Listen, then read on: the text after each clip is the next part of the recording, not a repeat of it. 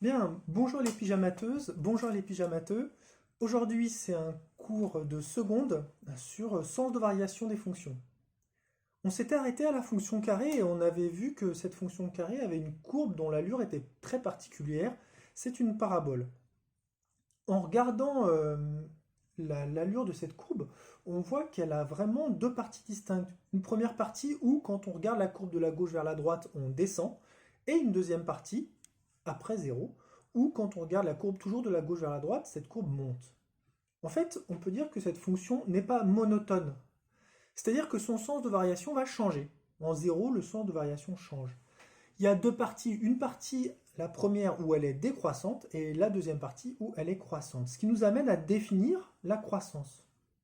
La définition de la croissance ne peut pas consister à dire bon bah quand je regarde que ça monte, ça veut dire que c'est croissant. C'est pas assez précis de dire ça. Il faut qu'on trouve un moyen beaucoup plus rigoureux d'expliquer que lorsque l'on suit la courbe de la gauche vers la droite, le fait d'aller de la gauche vers la droite est important et n'est pas évident, hein, puisqu'il y a beaucoup de... C'est lié au sens de la lecture, mais il y a beaucoup de pays où on ne lit pas de la gauche vers la droite. Enfin, l'arabe se lit de la droite vers la gauche. Et donc du coup, euh, là, il faut expliquer qu'une fonction croissante, c'est lorsqu'on lit la courbe de la gauche vers la droite, elle va monter. Comment expliquer ça? Eh bien, la vraie définition rigoureuse, c'est une fonction est croissante sur un intervalle i si, dès qu'on prend deux nombres x1 et x2 dans i, si x1 est plus petit que x2, alors f de x1, l'image de x1, sera plus petite que f de x2, l'image de x2. Pourquoi est-ce que, quand on a cette définition-là, ça correspond à une fonction croissante? Eh bien, c'est ce que je vais vous expliquer dans cette petite animation GeoGebra. Alors, que signifie la définition d'une fonction croissante? Eh bien là ici, on nous dit que si x1 est plus petit que x2, alors il faut que f de x1 soit plus petit que f de x2 aussi. En fait, c'est quelque chose de très visuel. Dès que vous prenez un point, m, on va l'appeler m numéro 1, le premier point, sur la courbe, eh bien si son abscisse c'est x1 et que ce point est sur la courbe, pour son ordonnée, on n'a pas le choix, c'est l'image de x1, c'est f de x1 l'ordonnée. C'est comme ça qu'on a appris à lire les images à l'aide d'une courbe d'une fonction. Et du coup là ici mon point m1 il a comme abscisse x1 et comme ordonnée l'image de x1. Du coup x2, eh bien x2 c'est l'abscisse d'un deuxième point qu'on va appeler m numéro 2. Et l'image de x2 c'est l'ordonnée de ce point m2. Quand on me dit que si x1 est plus petit que x2, alors f de x1 est plus petit que f de x2, pardon, la première partie, x1 plus petit que x2, graphiquement, elle veut dire que m1 est à gauche de m2. En effet, si x1, qui est là, est plus petit que x2, ça veut dire que le point m1 est situé à gauche. Même si je bouge le point m2, pour que x1 reste plus petit que x2, il ne faut pas que m2 passe à gauche de M1, il faut que ce soit M1 le point de gauche. À ce moment-là, x1 est plus petit que x2. Et bien d'après la définition d'une fonction croissante, dans ce cas-là, quand x1 est plus petit que x2, c'est-à-dire quand le point numéro 1 est à gauche du point numéro 2, f de x1, l'image de x1, doit rester plus petite que f de x2, l'image de x2. Ça veut dire que quand je bouge mon point bleu, tant que le point gris reste à gauche, tant que x1 est plus petit que x2, puisque ma fonction est croissante, eh bien l'image de x1, l'ordonnée du premier point, sera toujours plus petite que l'image de x2, l'ordonnée du deuxième. Là ici, la définition d'une fonction croissante, c'est si le premier point est à gauche du deuxième, alors il sera plus bas que le deuxième. Du coup, là, ici, on a compris que si x1 était plus petit que x2, ça voulait dire en fait que le premier point était à gauche. F de x1 doit rester plus petit que f de x2, ça veut dire que le point de gauche est plus bas que le point de droite, puisque les images, les f de x1 et f de x2, se lisent sur l'axe des ordonnées. La définition d'une fonction décroissante, du coup, là ici, on pourrait se dire il faut tout changer. Non, la première partie reste la même. x1 reste plus petit que x2, le premier point doit rester à gauche du deuxième point. En revanche, f de x1 doit être plus grand que f de x2 pour que la courbe là ici descende. Donc là ici, là, on voit que si x1 est plus petit que x2, m1 reste à gauche de m2.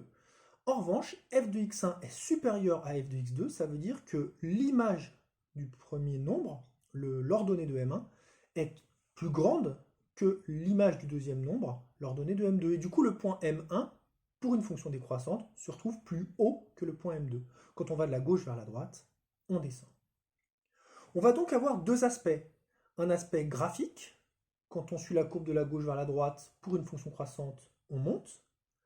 Et un aspect algébrique, calculatoire, qui est plus rigoureux et qui va nous servir à démontrer qu'une fonction est croissante ou pas, et qui va nous servir à utiliser le fait qu'une fonction soit croissante ou pas. L'aspect algébrique, c'est pour tous les nombres compris dans notre intervalle, là, ici, là, les fonctions croissantes conservent l'ordre. On dit que pour une fonction croissante, les antécédents seront rangés dans le même ordre que les images. Si x1 est plus petit que x2, f de x1 reste plus petit que f de x2.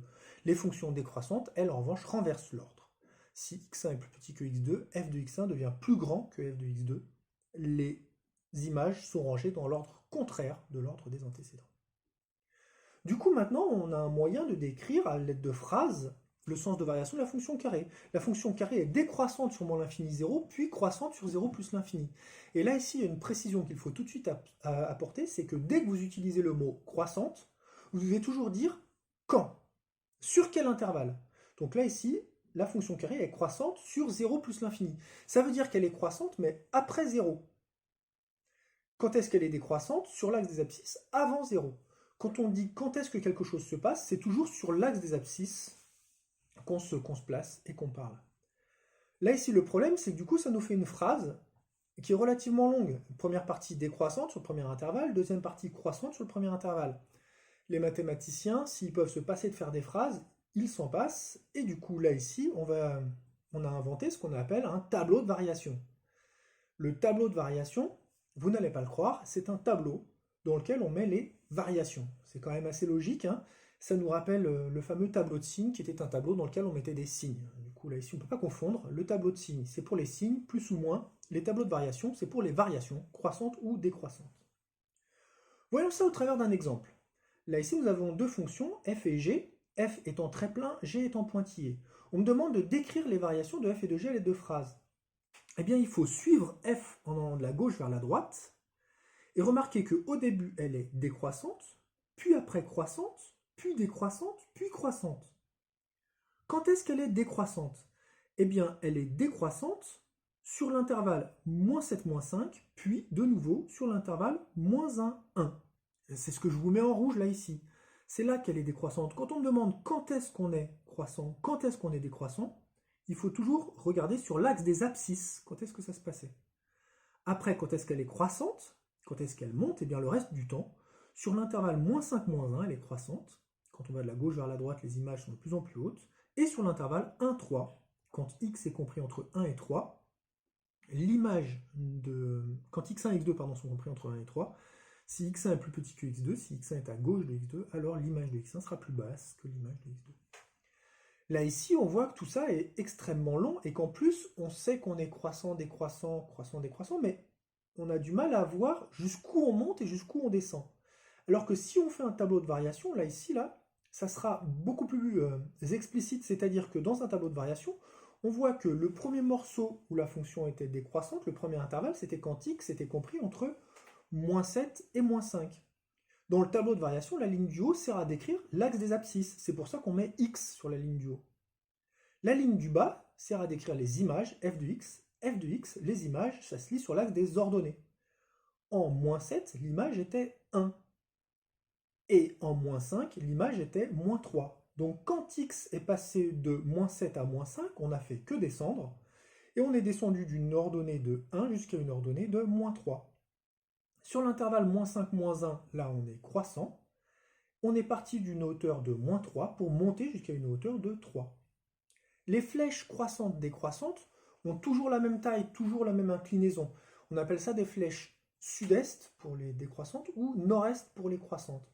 Ça sert juste à dire le mot croissant ou décroissant. Vous n'avez pas à les faire plus ou moins penchées, plus ou moins longues. Non, non, on s'en fiche. Que la flèche décroissante parle de l'intervalle -7, -5, qui est relativement court, ou de l'intervalle -5, -1, qui est beaucoup plus long, on s'en fiche, c'est la même flèche. Une vers le bas, une vers le haut, c'est tout. Ils sont inclinés à 45 degrés. Là, ici. Du coup, la fonction g, quand on regarde son tableau de variation, on comprend qu'elle est d'abord croissante, puis décroissante, puis croissante, ce qui effectivement est le cas quand on regarde le dessin. Hein. La fonction pointillée est d'abord croissante, puis décroissante, puis croissante. On a l'impression qu'elle est en deux parties, mais il n'y a aucun moment où en fait elle est horizontale. Hein. Elle a ce qu'on appelle un point d'inflexion en 1. Il n'y a pas de moment où elle est horizontale, pardon. Elle ne fait que croître sur l'intervalle -1, 3.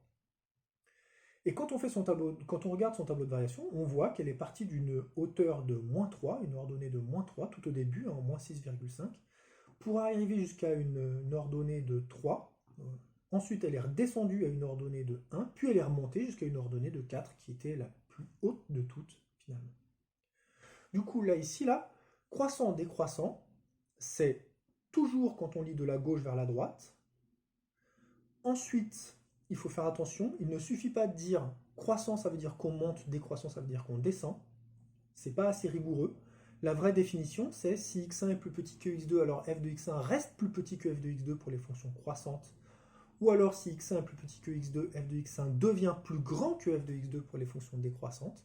Cette définition sera hyper importante pour ceux qui vont continuer à faire des maths l'année prochaine en première. Il faut vraiment bien la connaître. Et surtout, dès que vous parlez d'un sens de variation, tout de suite vous devez dire sur quel intervalle ça s'est passé entre quelle et quelle valeur de x. Le tableau de variation, lui, est une manière de présenter qui est hyper intéressante parce qu'elle est compacte, rapide et très précise. Donc là, ici, je vais vous donner un exercice dans lequel je vous demande de d'écrire les variations avec des phrases, puis après avec le tableau de variation. Il est évident que les phrases, c'est pour s'entraîner. Le tableau de variation, c'est la meilleure présentation possible. Voilà.